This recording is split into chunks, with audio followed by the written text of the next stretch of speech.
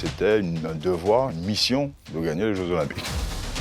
Un mental d'enfer, c'est ce qui lui a permis d'arriver là où il est. Didier was the general of their defense.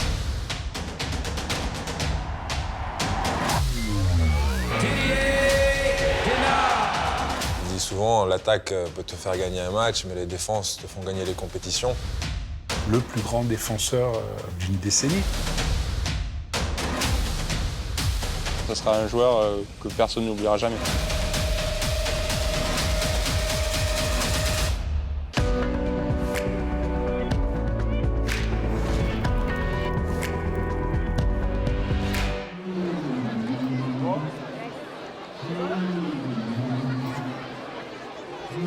Ce que je respecte le plus chez un homme, c'est l'humilité.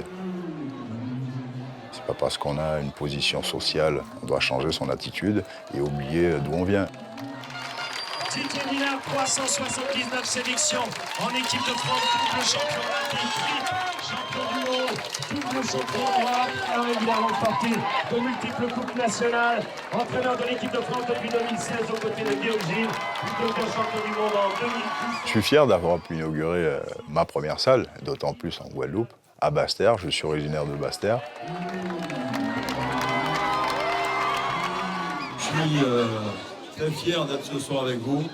Je sais ce que c'est que d'être jeune ici, c'est pas simple. Encore merci, un grand merci à vous et que la fête soit belle.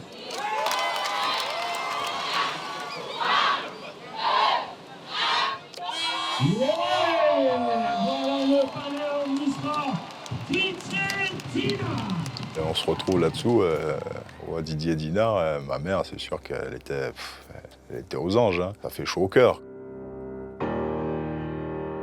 C'est grandiose. C'est un honneur pour moi et la Guadeloupe.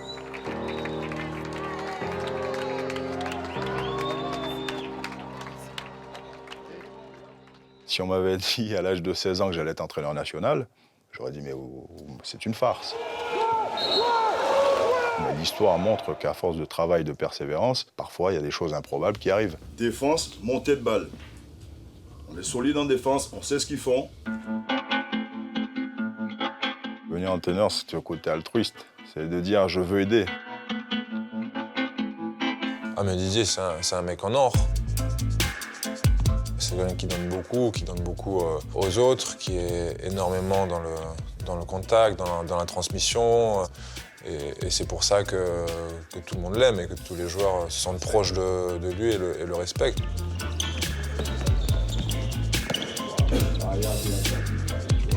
Je pense que ce côté fraternel joueur-entraîneur est essentiel. Puisque il ne faut pas qu'il y ait une barrière entraîneur-joueur. C'est un collectif qui avance. On gagne ensemble, on perd ensemble. C'était à la base une demi-finale maîtrisée. Et là, je sais pas, on s'enraye. Donc on passe de +7 à fondre au score et à se retrouver à 50 secondes de la fin de temps réglementaire où tu te dis, bon, il faut poser un temps mort. Toi, t'es plus frais. On fait Yago et carte. On fait Yago et carte à gauche. On s'en assure. OK? Yago et carte. On rêve tous peut-être un jour de poser le temps mort décisif. Allez, avec ce Cédric Sorado qui va trouver Valentin Porte pour Nicolas Karabatic. Valentin Porte, Narcisse, on remet sur Narcisse. Narcisse! L'équipe de France qui va gagner! C'est quand même une grande fierté de voir que j'ai pu faire une carrière comme j'ai fait, parce que je sais d'où je viens, il ne faut pas oublier d'où on vient. Quand Didier est né, il pesait 4,3 kg et 51 cm. Il était déjà assez massif, quoi. Je suis né à Pointe-à-Pitre, pourquoi? Parce que le volcan La Soufrière, c'est en 1976. Il y a beaucoup de gens dans cette situation qui sont nés à Pointe-à-Pitre, étant de Basse-Terre, parce que le volcan a explosé. Le créole, c'est une vraie culture, mais c'était, dans mon plus jeune âge, c'était interdit. Quand on est scolarisé, on veut déjà apprendre à bien parler français avant de parler le dialecte local, on va dire, le créole.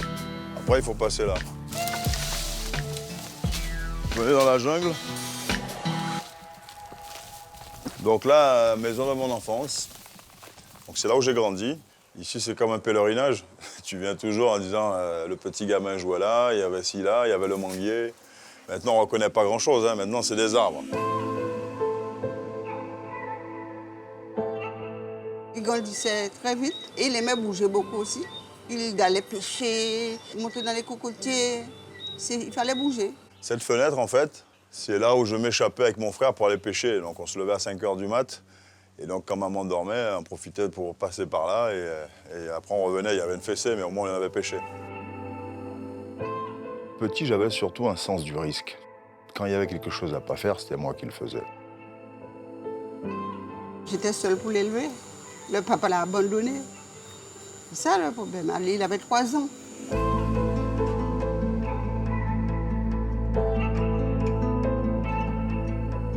C'est vrai que c'était pas simple, hein. Maman était une femme divorcée qui a élevé ses enfants seuls. Son environnement était, je dirais, affectueux. C'est vrai qu'avec sa mère, il a quand même eu un bon rapprochement. Hein. C'est le fait qu'il ait vécu effectivement sans papa. Pour la cuisine, c'est une petite chambre. Moi, j'étais dans cette chambre. Et ma mère juste en face. Donc on était un petit peu... C'est sûr, ça crée des liens avec ta mère quand tu vois que tu as été élevé seule. Hein. Donc elle a fait preuve de beaucoup de courage. Après, je pense que le sport a été vraiment un vecteur très important dans ma vie, qui m'a aidé aussi à me construire en tant qu'homme, puisque quand on n'a pas le soutien d'un père, on essaie de trouver et meubler.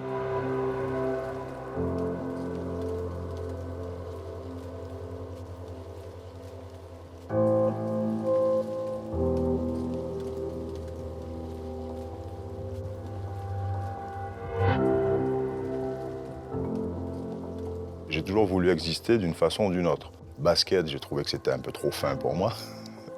Et après, je me suis passionné pour le handball, puisque j'avais un prof qui était un peu handballeur.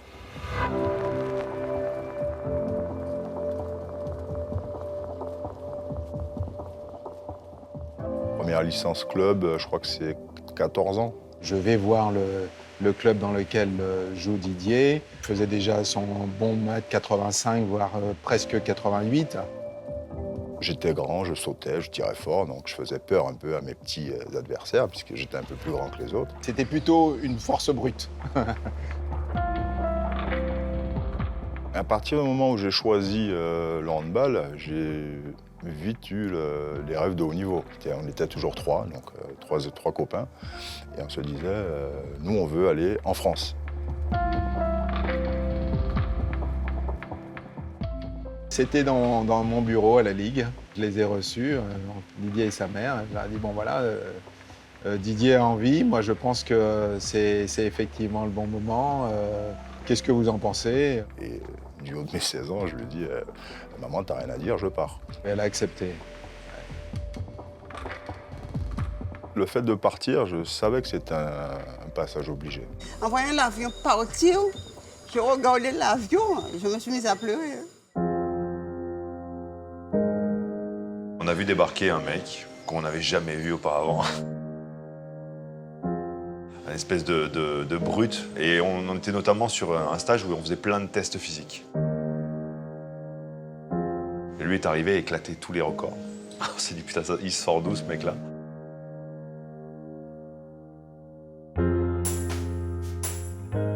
Ça n'a pas été simple d'avoir 16 ans loin de chez soi, où j'ai tout découvert. C'est-à-dire que j'ai eu une maturité prématurée.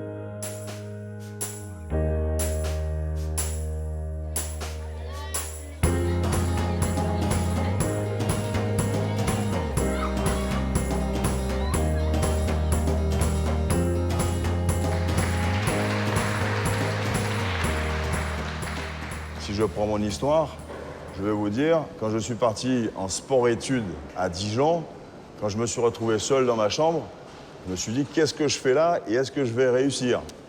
Je pars d'ici, je fais 7000 km. La première chose que je me suis dit, c'est que j'ai pas le droit à l'erreur. Il fallait qu'il ait de la soif pour réussir parce que partir de la Guadeloupe natale pour être à Dijon l'hiver, au mois de septembre, il pleuvait, une chambre aux crêpes sombres. Il fallait un mental d'enfer et ce mental-là, c'est ce qui lui a permis d'arriver là où il est. Pendant 2 ans, il n'est pas rentré. Il voulait s'entraîner, travailler, s'entraîner, travailler. Son obsession, c'était de réussir, à être professionnel. C'était le handball. Et il a réussi.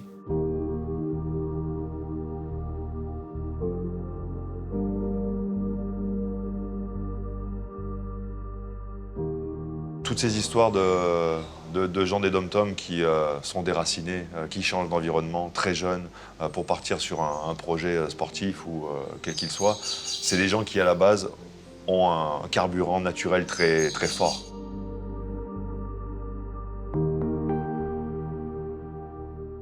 C'est pour ça que nous, aujourd'hui, on fait le déplacement vers vous. C'est pour essayer de vous transmettre, de vous dire que c'est possible. Donnez-vous les moyens et vivez votre rêve. Je me retrouve un peu, je vois un peu le reflet de ce jeune Didier qui est parti en France. La transmission vers les gamins, pour moi, c'est très important. J'ai pas eu la chance, quand j'étais jeune, d'avoir des stars qui venaient à ma rencontre. Quand on va avec Nicolas et Cédric vers le pôle, c'est quelque chose d'inédit. Et donc, c'est leur dire, voilà, oui, ils sont venus, vous avez accès à eux, c'est possible. Donc, j'ai commencé arrière gauche, ne rigolez pas. Et vous voyez l'histoire, j'ai fini en défense.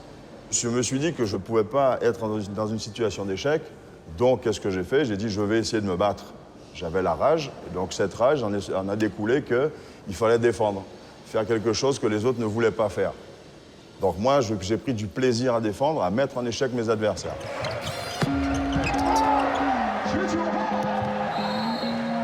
C'était aussi un rôle qui était assez novateur, d'être exclusivement défenseur comme ça. Et lui, il a érigé cette manière de défendre comme un modèle, vraiment.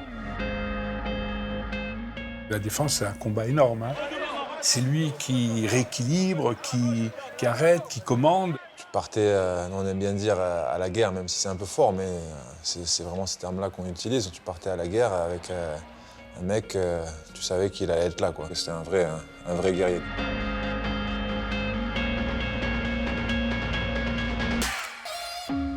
Didier Dinard, on m'a appelé le dentiste, on m'a appelé le boucher. Ça renvoyait peut-être une image que je ne voulais pas. Les gens qui l'ont cru bagarreur, c'est parce qu'il avait tellement d'énergie que, oui, il usait de ses qualités physiques. Donc on avait l'impression qu'il voulait tout renverser. Et c'est ce qu'il faisait. Il renversait tout sur son passage. Et dans un duel, tu as un joueur qui s'approche un peu trop près de lui et il sort, il lui met vraiment un gros placard. Mais vraiment, et il lui attrape le nez. Le mec est par terre, il est en train de se rouler, en train de hurler, on ne sait pas ce qui se passe. Et Didier fait « Moi, j'ai rien fait, j'ai rien fait ». Et là, dans la main, tu as du sang qui coule.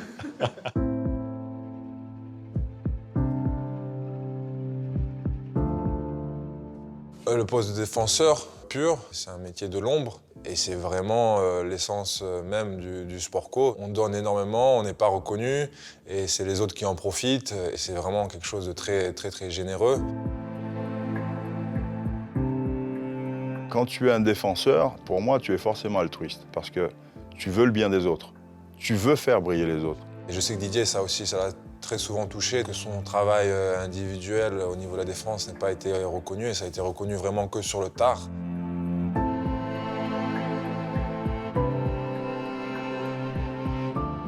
Comme je cherchais cette fameuse reconnaissance et qu'on reconnaisse mon rôle de défenseur, je travaillais encore plus et je disais un jour, je vais être reconnu. On va reconnaître ce fameux travail et dire que la défense est essentielle même à la performance et au gain des titres.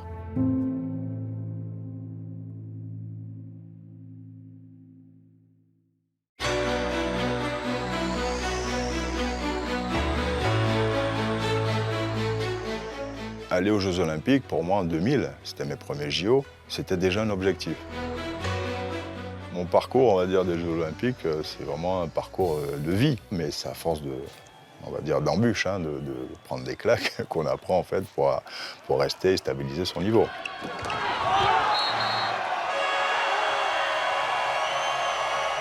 C'était une déception, mais moi je pense que Sydney, c'est plus l'apprentissage. Et 2004, c'était l'année ou jamais. Il fallait faire cette fameuse médaille à Athènes. Moi, c'était mes premiers JO. On avait une équipe de dingue. Et on fait des JO incroyables où on bat tout le monde, on finit premier la poule. Et on se casse les dents en quart de finale contre les Russes qui avaient terminé 4e, qui étaient sur le déclin.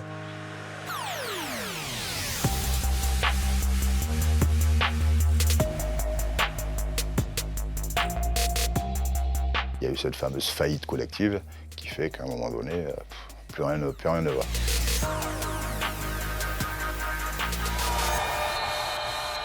Donc c'était une humiliation.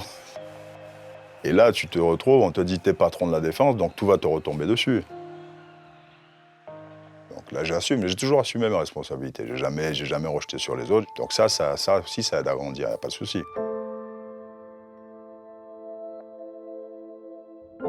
J'ai commencé à penser différemment. J'ai voulu passer un autre cap et il fallait passer ce fameux cap. Donc tu deviens sur un côté stratège, analytique.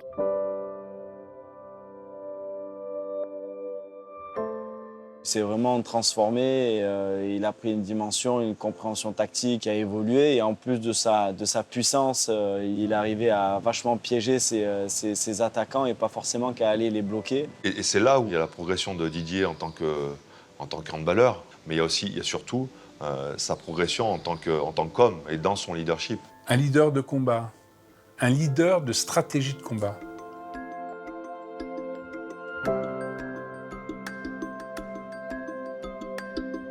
Didier was a strong guy with a big brain.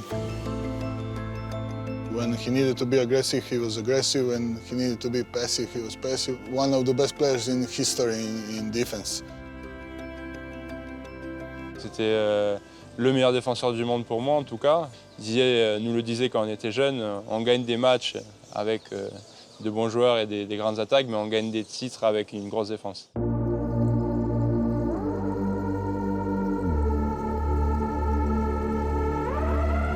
En 2008, le contexte, il est simple. C'est qu'on a tous très mal vécu l'échec de 2004. C'était un devoir, une obligation, une mission de gagner les Jeux Olympiques. On était vraiment en mission. En 2008, on avait tous une envie incroyable de changer un peu la tournure de nos aventures olympiques.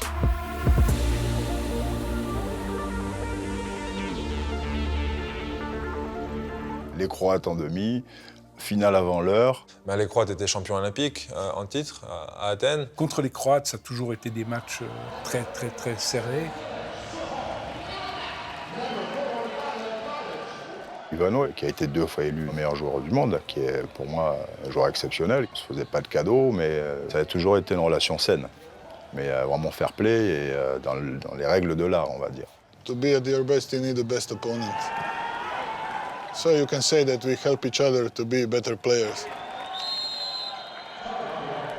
C'était un match très crispé. Ça a été un très gros match défensif, je l'avais revu, c'était incroyable.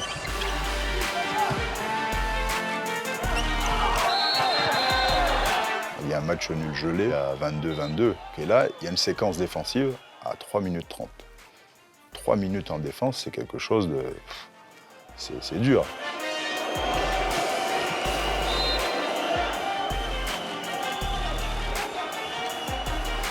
Quand tu as un défenseur central comme ça, qui dirige sa défense et qui montre une telle intensité, ça amène tout le monde à se transcender et à prendre confiance.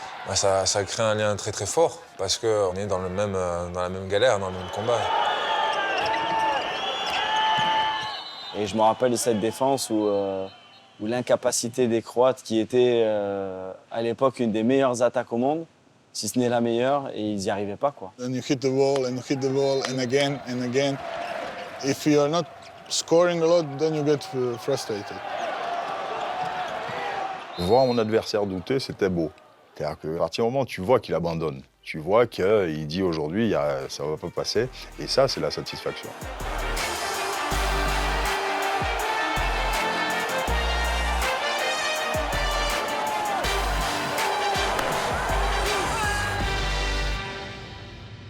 Quand on reprend les plus grands titres de l'équipe de France, les moments qui ressortent le plus souvent, ce n'est pas les buts qui ont été marqués.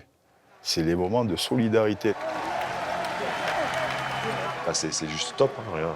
Tu vois, juste d'y repenser, ça me fout les poils. La consécration, malheureusement, il fallait encore attendre 2 jours plus tard pour la voir.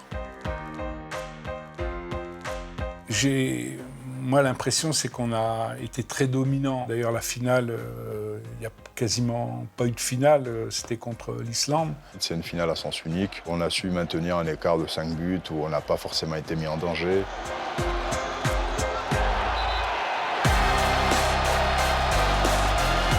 Un Guadeloupéen, entre guillemets, qui a réussi à aller jusqu'à ce niveau-là, moi j'ai trouvé ça fantastique.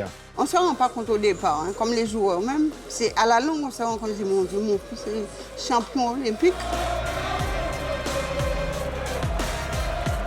C'est le titre qui manquait à mon palmarès.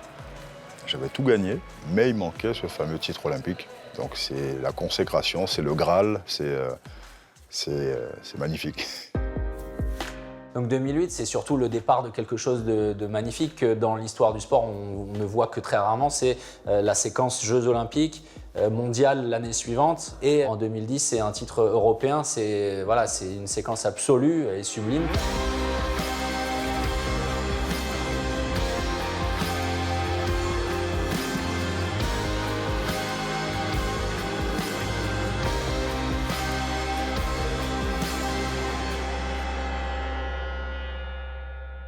On ne s'habitue jamais à la victoire, puisqu'on remet toujours son titre en jeu. Donc, et on veut toujours exister et on ne veut pas que quelqu'un d'autre soit champion à part nous. Donc c'est ça, les égos surdimensionnés. C'est des gens qui veulent exister dans un univers de champions et dire « je suis le meilleur ». Et je veux marquer l'histoire. Je veux qu'on parle de moi le plus longtemps possible. Et si tu peux gagner 5 fois, c'est bien, mais 6, c'est mieux. Le palmarès, pour lui, compte beaucoup. Toujours par rapport à ce qu'il a prouvé, par rapport à quand il était petit en Guadeloupe, etc., où il est parti de rien.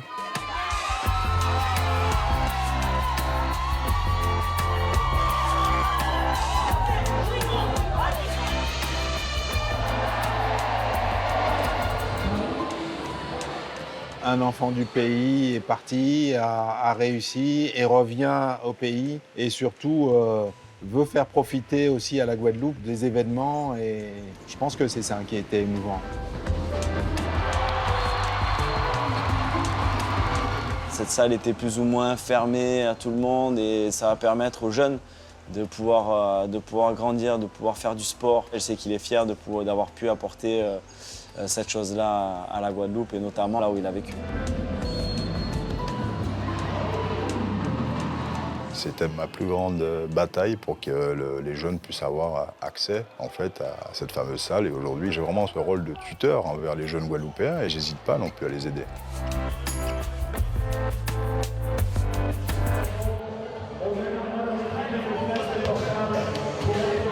On a un sport qui fera de nous pas des jolis vieux. Notre corps, notre outil de travail trinque, il ramasse. Et Didier, il a aussi beaucoup souffert, mais ça te montre aussi avec quel engagement il était prêt à rentrer sur le terrain. Physiquement, en 2012, je suis à la ramasse complet. C'est-à-dire que j'ai vraiment mal au genou. Je faisais un effort pour bien marcher, pour pas qu'on voit mes moments de faiblesse.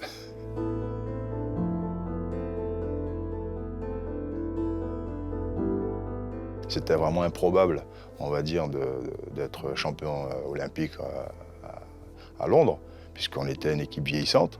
Pour beaucoup, pour l'ensemble des observateurs extérieurs, c'était un peu la fin de cette équipe. Notre déclin ou notre fin était quasiment annoncé. Et je pense que ça a été un élément déclencheur aussi pour montrer qu'on pouvait encore exister. Donc il y avait encore cette fierté. J'ai fait la cérémonie d'ouverture, j'avais mal au genou, donc j'ai vraiment insisté, je suis resté jusqu'à la fin. Mais je sais très bien que c'est les derniers JO que je vais vivre en tant qu'athlète, il n'y a plus de place pour la douleur. Son genou, il était abîmé, il s'entraînait moins, mais le feu qui brûlait en lui, il ne s'est jamais éteint et il ne s'éteindra jamais. Didier Denard. Demi-finale, revanche contre les Croates et c'était notre meilleur ennemi, on va dire, l'équipe de Croatie. Again, France. Why now?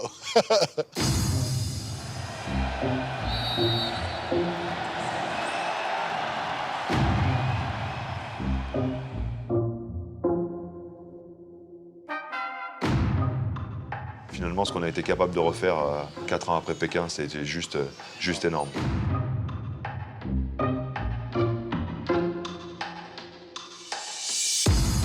En finale, face à la Suède, on met peu de buts, mais aussi ils en mettent peu et c'est grâce à notre défense qu'on gagne. Quand tu gagnes 22-21, pour les gens qui ne connaissent pas trop, c'est très très peu de buts. Du coup, la défense avait été encore énorme et Didier aussi. C'était vraiment énorme ce qu'on a pu faire. Faire le doublé olympique, c'est magnifique.